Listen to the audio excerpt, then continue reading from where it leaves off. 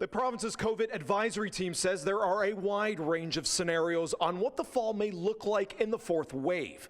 But worst case shows that infections could climb up to 5,000 a week. Is really driven by a change in policy that would completely remove the public health measures and allow free intermingling.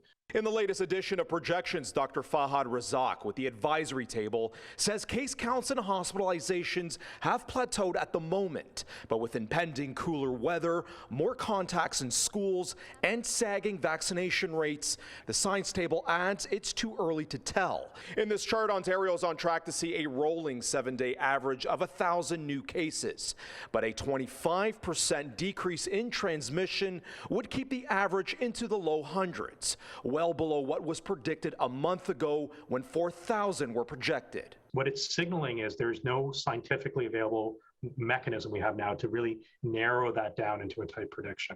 The Office of the Health Minister added today the implementation of vaccine certificates in higher risk settings will help protect the province's hard-fought progress. There may be people with more immunity from previous infection than we understand, and that also breaks the chain of transmission for still a very contagious variant. Locally, in a 14-day span, Halton is seeing an uptick in cases, but health units in Hamilton and Niagara are reporting decreases.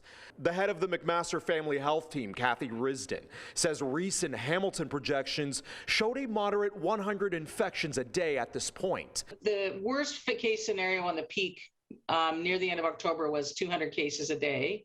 The best case scenario was 75 or so. Ontario is doing surprisingly well compared with Saskatchewan, Alberta, New Brunswick, and so on, who are shooting up like a rocket at the moment.